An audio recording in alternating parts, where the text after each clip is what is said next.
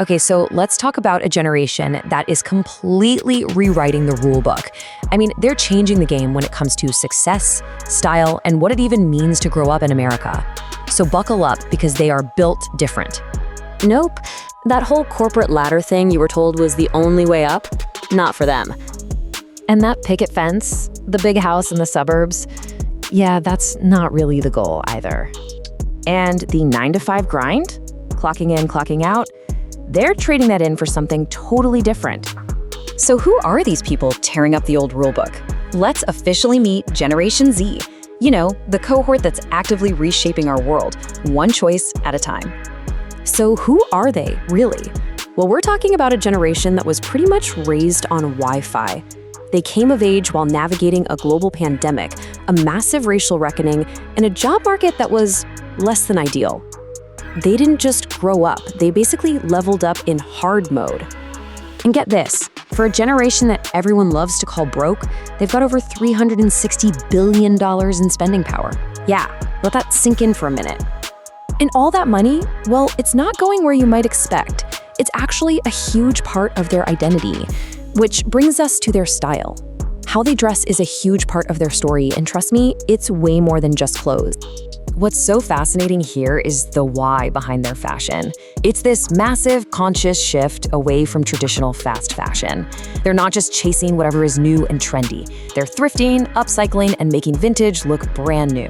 Their choices are all about their personal values, not just what's on the rack. And this chart, wow, it really drives the point home.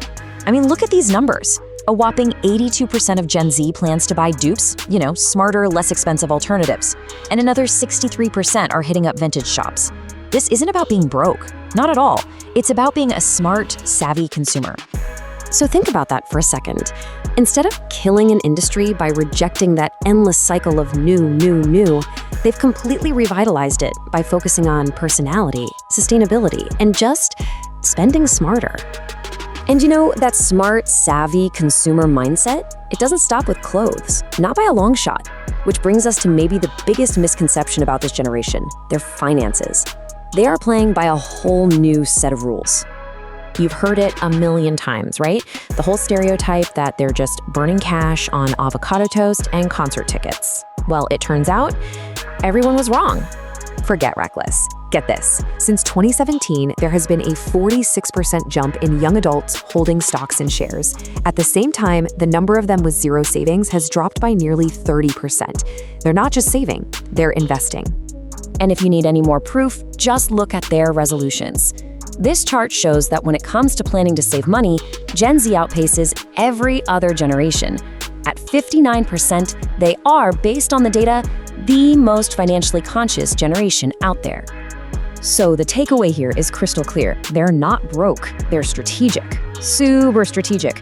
With almost 80% waiting for sales, they prove they don't just spend, they strategically put their money into things that actually matter to them. But okay, let's get real for a second. It's not all fire fits and savvy investments. To really understand Gen Z, you have to understand the insane amount of pressure they're under. This is a generation that basically inherited a mental health crisis. Nearly a third of them have been diagnosed with an anxiety disorder, and more than 1 in 10 have gone through major depression. They were handed this world and pretty much told, good luck, figure it out. And then you look at the economic reality they walked into. Unemployment is way higher for their age group, and there's about 1 million more young adults living at home than anyone predicted before the pandemic. Those old milestones like buying your first house, for a lot of them, that feels like a total fantasy. So you gotta ask, right? From where they're standing, does the American dream they were promised feel less like an open door and more like a game that was rigged from the very beginning? But here's the amazing thing about Gen Z. They don't just sit around in the struggle, they remix it, they flip the script. So how exactly are they using all these experiences to build a different kind of world?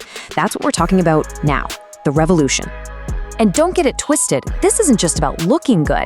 These are their core convictions. They are the first generation to really, truly ask, does this company walk the walk? They use their wallets to demand authenticity and ethical practices. And if you fake it, they will call you out before you've had your morning coffee. So where is this all going? What's the world they're building actually look like? Well, let's break it down. First up, they're gonna run the economy.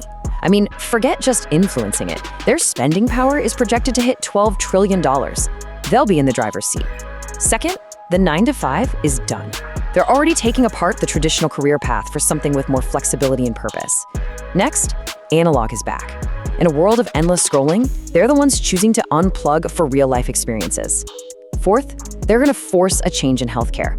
All their open conversations about mental health will make the system finally take it seriously. And finally, their swag, that unique mix of sustainable, fluid, personal style, that's going to become the new American standard.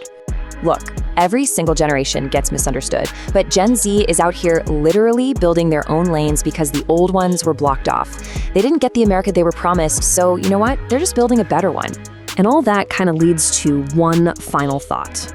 After seeing how they operate, how they think, and the world they're building, the question is, are you Gen Z, or after hearing all this, do you kind of wish you were? Let us know what you think.